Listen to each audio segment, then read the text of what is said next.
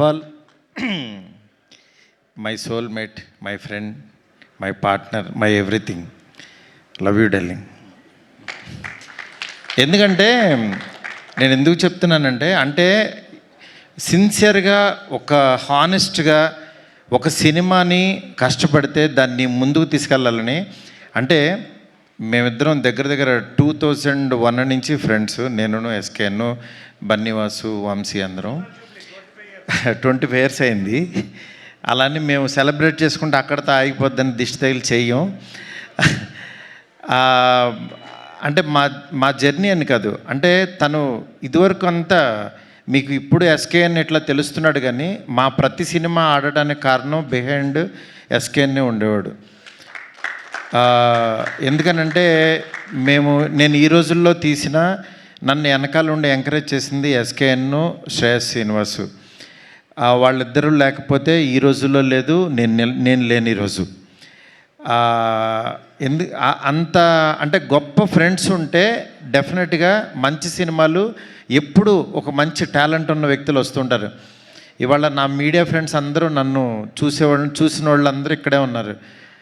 మావాడు ఇక్కడ ఉన్నాడు, అందరూ నాగేంద్ర గారు కానీ అందరూ, శివ, ఇట్లా ప్రతి ఒక్కళ్ళు. ఈరోజు నేనేదో బ్యూటీ ఫంక్షన్ జరుగుతున్నట్లేదు, ఇది ఒక ఎమోషనల్గా టర్న్ అయిపోయింది ఇక్కడ. ఈ సినిమాకి first 2 years back Vinayaka Chavithi రోజు నాకు సుబ్బు, నాకు మంచి ఫ్రెండు, అయితే ఎప్పుడు గ్రూప్లో మాట్లాడుతూ ఉండేవాడు, ఎప్పుడు ఒక కథ చెప్తూ ఉండాడు. కథ ఆయన క్రైమ్ స్టోరీలు చెప్తూ ఉండేవాడు. కాబట్టి ఎప్పుడు నాకు చెప్పినప్పుడల్లా మీ దగ్గర ఈ పాయింట్ ఉందంటే ఆ పాయింట్ అల్లండి, ఆ పాయింట్ అయితే కనుక నా దగ్గరికి రండి అనేవాడిని. అదే కథ ఈయన చేసి తీసుకొచ్చాడు. చెప్పిన తర్వాత అదే రోజు అన్న, ఈ సినిమా నేను ఎక్కిస్తున్నా, మీరు వెళ్ళిపోండి అన్న. అసలు సుబ్బుతో సినిమా ఏంటి, సుబ్బు కథ ఎక్కించడం ఏంటని మా గ్రూప్లో ఫ్రెండ్సే చాలామంది యాక్చువల్గా అసలు సుబ్బు కథ చేయడమే రాదని చాలామంది, ఎందుకంటే సుబ్బు అలాంటి కంటెంట్ ఇచ్చేవాడు, అందువల్ల సుబ్బుని ఎవరో నమ్మేవాళ్ళు కాదు. ఎందుకంటే ఆయన మాటలు కానీ ఆయన చేతలు వేరు, ఆయన మనసు వేరు. ఈయన చేతల్లోనేమో ఒక క్యారెక్టర్ ఉండేది, లోపలేమో ఇంకో క్యారెక్టర్ ఉండేది. ఆ క్యారెక్టర్ నాకు కనపడేది, మిగిలిన వాళ్ళు ఎవరికి కనపడే కాదు. ఆయన చూస్తేనేమో లారీ డ్రైవర్ లాగా ఉండేవాడు. అంత సాఫ్ట్ క్యారెక్టర్ కథ ఎలా వేసేవాడు ఈయన, ఇంత బ్యూటీ అని ఎలా రాస్తాడు ఇతను, కోకిల అనే టైటిల్ పెట్టి ఆయన ఆహార్యానికి దానికి సంబంధం లేదేంటి అనుకునేవాళ్ళు. నిజంగా మా ఎస్కే అని చెప్పినట్టు యాక్చువల్గా బుక్ కవర్ చూసి ఈ చెప్పలేమన్నట్టు ఆయన మనసులో నిజంగా చాలా సాఫ్ట్ పర్సనే ఉన్నాడు. వాళ్ళ వైఫ్కిను పిల్లలకి తెలుసు, తర్వాత మేబీ నాకే తెలుసు అనుకుంటున్నాను. అలాంటి ఒక గొప్ప కథని, ఇద్దరు ఆడపిల్లల తండ్రిగా అతను ఇన్సైడ్ ఆ ఫాదర్ ఫీలింగ్ని ఎగ్జాక్ట్లీ పేపర్ మీద పెట్టి చెప్పాడు. చెప్పిన తర్వాత ఈ కథ ఎక్కాలనంటే అవతలోడు కూడా ఒక ఫాదర్ అయి ఉండాలి, అతను కథ వినేవాడు కూడా.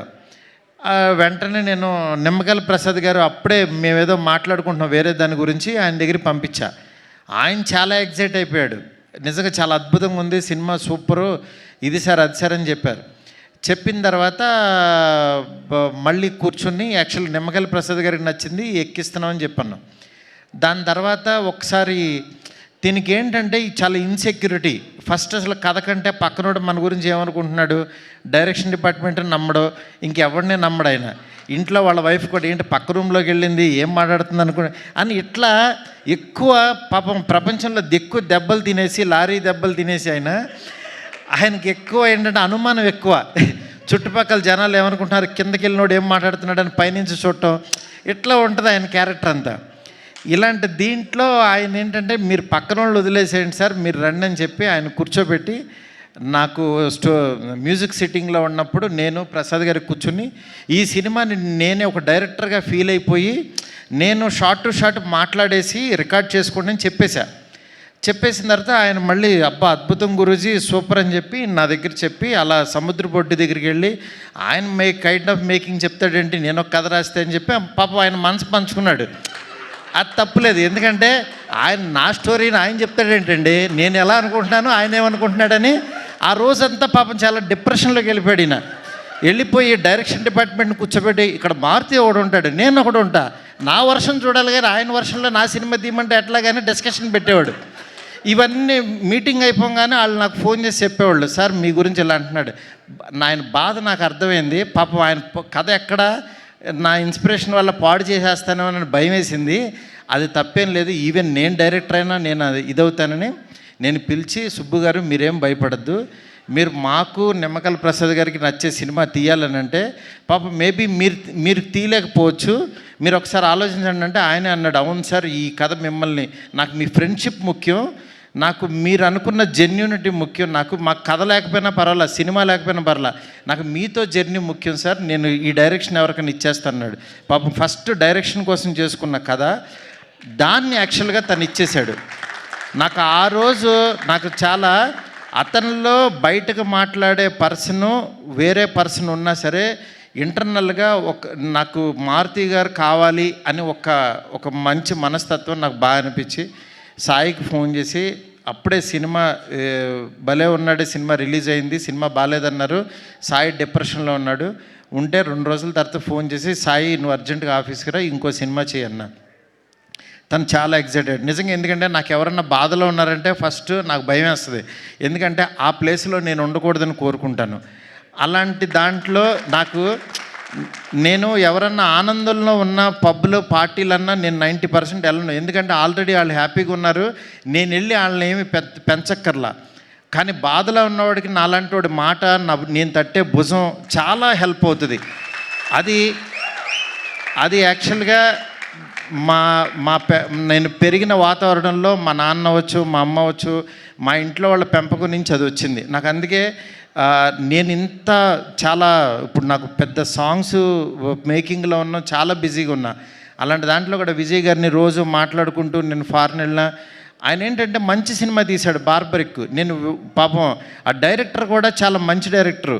100 సార్లు చెప్పా, గురు ఆ టైటిల్ బార్బరిక్ అంటే అదేదో బార్బిక్యూ లాగా ఉంది, ఎవరికి అర్థం కాదు, నువ్వు ఆలోచించని 100 టైటిల్స్ పంపించా. రోజు ఒక టైటిల్ చెప్తే ఎక్కదేమో అని లోగోస్ రాసి పంపించేవాడిని.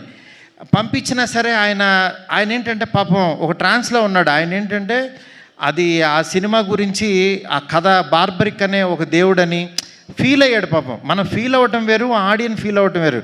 ఆడియన్ మనసులో లేని దేవుణ్ణి మనం తీసుకెళ్ళాం. ఇది చెప్పినా సరే నేనేంటంటే యాజ్ ఎ డైరెక్టర్గా ఇంకో డైరెక్టర్ నేను ఫోర్స్ చేయలేనని యాక్చువల్గా నేను అది సర్లే మీరు నమ్మారు కదా వెళ్ళిపోండి అని చెప్పి అన్నాను. అది అలాగే వెళ్ళిపోయింది. చివరికి యాక్చువల్గా ఆయన మంచి సినిమా తీసి చూడలేదని చెప్పుతో కొట్టుకున్నాడు. నాకు చాలా బాధ అనిపించింది. డైరెక్టరు, కళాకారుడు 10 మందిని క్రియేట్ చేసేవాడు అలాంటి పిచ్చి పనులు చేయొద్దు దయచేసి. ఎందుకు చెప్తున్నానంటే ఆడియన్స్ని రప్పించడానికి ఎన్ని పిచ్చి మాటలు మాట్లాడుతున్నారంటే, బూతులు మాట్లాడుతున్నారు, చొక్కా తీసు తిరుగుతానంటున్నారు, అసలు సినిమాలే మానేస్తానంటున్నారు. అసలు ఒక సినిమా ఆడకపోతే నువ్వు ఎంత దిగజారిపోతావా, ఎంత దారుణంగా మాట్లాడతారా అంటే, ఈ సినిమా కాదు ఇంకో సినిమా ఆడుతుంది, అంతేగాని సినిమాలు మానేస్తా, నేను రాను, ఎవరిని చూడొద్దు, చొక్కా ఇప్పదీసి తిరుగుతా, బూతులు మాట్లాడతారు. ఏంటి అసలు ఇది? ఏ కల్చర్ ఎటు వెళ్ళిపోతుంది? ప్రతి సినిమాకి చూస్తున్నా, మనం ఏదన్నా కొంచెం కాంట్రవర్సల్గా మాట్లాడితే సినిమా వెళ్తుంది, బూతులు మాట్లాడితే సినిమా చూస్తారు. నేను రాసినన్ని డబుల్ మీనింగ్ డైలాగులు నేను కూర్చుంటే నాకంటే గొప్పగా ఎవడో రాయడు, గుర్తుపెట్టుకోండి. కానీ నేను ఎందుకు రాయట్లేదు? బస్ స్టాప్ అనే సినిమాతో ఆపేశాను నేను. ఎందుకు రాయట్లేదు? డబ్బులు సంపాదించడం నాకు రాదా? నేను బ్యూటీ లాగా 4 రోజులు కూర్చున్నానంటే 100 డైలాగులు ఇస్తా ఇట్లాంటి సినిమాకి. ఎందుకు తీస్తున్నావు? ఫ్యామిలీస్ రావాలి, మంచి సినిమా, క్వాలిటీ సినిమా ఇవ్వాలి. ఈ రోజుల్లో బస్ స్టాప్లో డబుల్ మీనింగ్లు, బూత్ డైరెక్టర్ అనేవాడు 400 కోట్లతో రాజాసాబ్ తీస్తున్నాడు. వాడి ఎదుగుదల చూడండి, వాడి గ్రాఫ్ చూడండి, వాడి కెరీర్ చూడండి. నేను అది చెప్తున్నా, ఊరికినే డైరెక్టర్లు అయిపోరు. ఊరికే పాన్ ఇండియా స్టార్ వచ్చేసి ఒక ఫ్లాప్ సినిమా తర్వాత పిలిచి ఎదురుగుండా కూర్చోబెట్టి సినిమాలు ఎవరు ఇక్కడ? ఊరికినే సినిమాలు ఇచ్చారు అని అంటే, ప్రభాస్ వాళ్ళ మనసులో నేనున్నా, మేమిద్దరం ఎంత ప్రేమలోనో నాకు తెలుసు. నా మెసేజ్లు చూస్తే ఆయన ఎంత ప్రేమిస్తున్నాడో నాకు తెలుసు. ఇవన్నీ నేను తర్వాత వచ్చినప్పుడు మాట్లాడతా. బట్ యాక్చువల్గా నేను ఎందుకు చెప్తున్నానంటే, ఇదంతా సినిమా ఆడించాలని చాలా ఒక ఫ్రస్ట్రేషన్తో, ఒక స్ట్రెస్తో, ఒక ప్రీ రిలీజుల్లోనో దేంట్లోనో ఇష్టం వచ్చినట్టు మాట్లాడుతున్నారు. అలా కాదు, సినిమాని నమ్మండి, కంటెంట్ నమ్మండి. జనం ఎప్పుడు మంచి సినిమా తీస్తే చూస్తారు. మనం 1000 రూపాయలు పెట్టి వాళ్ళ జేబుల్లోంచి దోచేస్తున్నాం. వాళ్ళకి మంచి సినిమా ఇవ్వాల్సిన బాధ్యత మంది. ఆడెవడో రాలేదని తిడతారేంటి అసలు? రాలేదని చెప్పుతో కొట్టుకుంటారా? నాకు చాలా బాధ కలిగింది యాక్చువల్గా. అది అందుకని ఇలాంటి చిల్లర పనులు, చీప్ పనులు చేయొద్దు. ఈ సినిమా కాకపోతే ఇంకో సినిమా. ఒక సినిమా ఫెయిల్యూర్ అయిందంటే ఓహో మేబీ నేను నచ్చలేదు, నా కంటెంట్ నచ్చలేదు అని రియలైజ్ అవ్వండి. రియలైజ్ అయ్యి ఆడియన్కి ఏం కావాలో అది వండి పెట్టడానికి ట్రై చేయండి. అంతేగాని నువ్వు చేసిన వంట ఆని తినమంటారు ఎందుకు ఫోర్స్డ్గా? ఆ పనులు చేయొద్దు దయచేసి. డెఫినెట్గా ఈరోజు బ్యూటీ మీకు ఆకలి టైంలో కూడా ఎక్కువ మాట్లాడాను, ఎందుకంటే ఇది అవసరం. అందుకని చెప్పి నేను మాట్లాడాల్సి వచ్చింది. ఇవాళ బ్యూటీ తన దగ్గర పుట్టింది, సాయితో తయారైంది. నెక్స్ట్ ఇంకొక సాయి వచ్చి యాక్చువల్గా దాన్ని చిత్రీకరించాడు మా తమ్ముడు విజిబుల్గానే. నిజంగా అంటే ఒక అభిమానం ఏదో ఇది ఉంటుంది, అట్లా విజిబుల్ అని అద్భుతమైన మ్యూజిక్ ఇచ్చాడు. నెక్స్ట్ దీన్ని నడిపించిన వెనక నుంచి నిమ్మకాయల ప్రసాద్ గారు, ఆయన ఒక బ్రదర్ లాగా అయిపోయాడు నాకు, ఒక ఎమోషనల్గా. ఆయన పేరు రాజాసాబ్ రిలీజ్ అయిన తర్వాత నిమ్మకాయల ప్రసాద్ అనే పేరుని ఎవడో మర్చిపోడు, గుర్తుపెట్టుకోండి. ఎందుకనంటే ఆ పేరుకి అంత వాల్యూ తెచ్చేసి ఆ సినిమాలో నేను. అందుకని యాక్చువల్ ఆ పేరు పర్సన్ ఈయనే. సినిమా రిలీజ్ అయిన తర్వాత మీకు అర్థమవుద్ది. అట్లాగే వాసుకి గారు నిజంగా మదర్ క్యారెక్టర్. ఒకరోజు మా కజిన్ ఫోటో తీసి పెట్టింది, ఏంటి గురు ఇలా కొట్టేసింది ఈవిడని. నిజంగా ఆ సీన్లో ఏంటి ఇంత దారుణంగా కొట్టారేంటి అని అనుకున్నాను. కానీ తర్వాత ఆ సీన్ చూస్తే ఏ మదర్ అయినా ఇంకా తక్కువ రియాక్ట్ అవుతుంది. అంత బాగా అసలు యాక్ట్ చేశారు. నిజంగా సినిమా చూస్తుంటే నిన్నెవరో డిస్ట్రిబ్యూటర్స్ సినిమా చూసి వాళ్ళు ఏడుస్తూ వాళ్ళు చాలా ఎమోషనల్ అయిపోయారు డిస్ట్రిబ్యూటర్స్. దానికి కారణం యాక్చువల్గా దీనికి యాక్ట్ చేసిన మదరు ఫాదర్ క్యారెక్టర్స్ వాసుకి గారు, నరేష్ గారు ఎప్పుడు నరేష్ గారు రావు రమేష్ గారు కానీ నాకు, అలాగే మురళీ శర్మ గారు, వీళ్ళు ఎప్పుడు నాకు ఎప్పుడు గుండెల్లో ఉంటారు. ఫోన్ చేస్తే టక్కమని వచ్చి చేస్తూ ఉంటారు. అట్లాగా నాకు నరేష్ గారు ఈ సినిమాకి యాక్చువల్ ఫాదర్ క్యారెక్టర్ చేయాలంటే ఆయన సెట్కి వచ్చి మారుతి గారు మీరు చెప్పారంటే చేసేస్తాను, నా గురించి మీకు తెలుసు కదని చేశారు. నిజంగా సినిమా చూస్తే మీకు అర్థమవుద్ది. ఈరోజు ఎక్కువ మాట్లాడాల్సి వచ్చిందంటే కంటెంట్. సినిమాలో దమ్ముంటేనే ఆ సినిమా మన చేత మాట్లాడేస్తుంది. ఒక్కో సినిమా మనం ఏంటంటే వేగ్గా వచ్చి మాట్లాడేసి వెళ్ళిపోతాం, కానీ ఈ సినిమా అలా కాదు. బ్యూటీ అనేది చాలా గొప్ప సినిమా, ప్రతి తెలుగు వాళ్ళకి పనికొచ్చే సినిమా, ప్రతి తల్లిదండ్రులు చూడాల్సిన సినిమా. దీన్ని మాత్రం మీరు నిజంగా మిస్ అవ్వద్దు, డెఫినెట్గా చూడండి. అంటే పెయిడ్ ప్రీమియర్స్ అని పెట్టి ఫ్రీగా సినిమా చూపిస్తున్నాం, 7 కోట్లు పెట్టి సినిమా తీసి ఫ్రీగా చూపిస్తున్నాను అంటే ఈ సినిమా రీచ్ ఎంత కోరుకుంటుందో చూడండి. నిజంగా ఈ సంవత్సరం ఈ మన సెప్టెంబర్ అనేది చాలా కీలకమైపోయింది. మంచి ఇయర్. ఒక చిన్న సినిమా ఒళ్ళిర్చుకున్న టైం ఇది. లిటిల్ హార్ట్స్ బాగా ఆడింది. అట్లాగే మా విశ్వప్రసాద్ గారికి ఒక పెద్ద హిట్ వచ్చింది, నా ప్రొడ్యూసర్. చాలా హ్యాపీ మూడ్లో ఉన్నాం. అలాగే 3rd వీక్ రిలీజ్ అయ్యే ఈ సినిమా బ్యూటీ డెఫినెట్గా చూడండి. అలాగే కళ్యాణ్ గారిది ఓజీ వస్తుంది. ఓజీ సినిమా ఎంత బాగుంటుందో నాకు తెలుసు. ఆ సినిమా ఎట్లాగో చూస్తారు. దానికి ముందు వచ్చే ఈ సినిమాని కళ్యాణ్ గారి ఫ్యాన్స్ అందరూ, ప్రభాస్ గారి ఫ్యాన్స్ అందరూ తప్పకుండా బ్యూటీ చూడండి. ఎందుకు చెప్తున్నానంటే మన ఫ్యాన్స్, మన హీరోలు చెప్పిన మాటలతో వచ్చే సినిమాలు, వాళ్ళు ఇన్స్పిరేషన్ ఇచ్చిన సినిమాలు మనం చూడాల్సిన ధర్మం మనకుంది. ఎందుకంటే కళ్యాణ్ గారు ఒక ఆడపిల్లకి లైఫ్, ఆడపిల్లల పేరెంట్స్ ఎలా ఉండాలని చెప్తే దాని నుంచి ఇన్స్పిరేషన్ తీసుకుని యాక్చువల్గా అల్లిన కథ కాదు ఇది, రియలిస్టిక్గా జరిగిన కథ. వైజాగ్లో ఒక క్యాబ్ డ్రైవర్ కూతురికి జరిగిన ఒక రియల్ ఇన్సిడెంట్ని తీసుకుని కథగా చేసిన సినిమా. దయచేసి ఎవరు మిస్ అవ్వద్దు. బ్యూటీ చాలా బాగుంటుంది. బ్యూటీ అద్భుతమైన సినిమా. సెప్టెంబర్ 19th థియేటర్లోకి వస్తుంది. Don't miss it. ఈ సినిమాని మాకు ఎంకరేజ్ చేసిన ఆదిత్య మ్యూజిక్ కానీ, అట్లాగే జీ వరల్డ్ కానీ, జీ మ్యూజిక్ వాళ్ళు, నెక్స్ట్ జీ టీమ్ అందరికీ కూడా చాలా చాలా థ్యాంక్స్. నా వాల్స్ అండ్ ట్రెండ్స్ వాళ్ళు ఇవన్నీ క్రియేటివ్స్ అన్నీ చేస్తున్నారు. అట్లాగే ప్రమోషన్ యాక్టివిటీస్ చేసిన ప్రతి ఒక్కరికి, ఈ సినిమాని ఎంకరేజ్ చేస్తున్న ప్రతి మీడియా ఫ్రెండ్కి చాలా చాలా thanks. Thank you so much, thank you so much, thank you so much. ఎవరినన్నా మర్చిపోయి దయచేసి క్షమించండి. Thank you so much. Thank you Maruti గారు, thank you so much. And ఈ స్పీచ్ చాలా ఇన్స్పైరింగ్ స్పీచ్ అసలు. Thank you so much and thank you so much for your support for this film. And entire team అందరికీ all the very best. And once again thank you so much. వేదిక మీద ఉన్న వారందరికీ ఎస్కేఎన్ గారికి special thanks తెలియజేసుకుంటున్నాం. And Maruti గారు special thanks to you.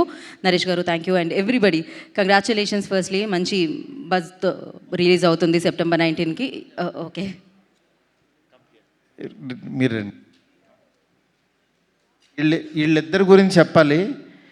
నీ అమ్మాయి ఎంత పెట్టలే ఎంత ఉంది, కానీ సినిమా ఎంత బాగా చేసిందంటే అంటే మన తెలుగు ఆడపిల్లలు కూడా అంటే చాలా బాగా యాక్ట్ చేస్తున్నారు. కానీ ఈ అమ్మాయి ఒరిస్సా అండి, లాంగ్వేజ్ తెలియదు, ఓన్లీ ఎమోషన్ పట్టుకుని లైన్ టు లైన్ యాక్ట్ చేసింది. మీరు సినిమా రిలీజ్ అయిన తర్వాత మనకు బయటికి రాగానే వీళ్ళిద్దరు స్ట్రాంగ్గా గుర్తుండిపోతారు. అంత గొప్పగా యాక్ట్ చేశారు. అంకిత్ గురించి యాక్చువల్గా సినిమా అంతా నార్మల్గా ఉంటాడు, లాస్ట్ హాఫ్ అన్ అవర్ ఇంకొక షేడ్లో చూపించాడు. నిజంగా అది కేవలం ఆర్టిస్ట్ అయితేనే చేయగలడు. అది అగైన్ హీ ప్రూవ్డ్. అంటే నేను ఇతను సార్ అంకిత్ మంచి యాక్టర్ ఇది అని చెప్తున్నారు. జోహార్ అనే సినిమా చూశాను, దాని తర్వాత ఈ సినిమా చూసిన తర్వాత మాత్రం అంకిత్ బయట ప్రతి ఒక్కడికి గుర్తుండిపోతాడు. అట్లాగే ఈ సినిమాని ఎడిట్ చేసిన మా ఉద్దవ్కి, ఇంకెవరన్నా మర్చిపోండి సారీ, చాలా చాలా thanks. Thank you all. Thank you sir. ఒక్క పిక్చర్ అంటే సార్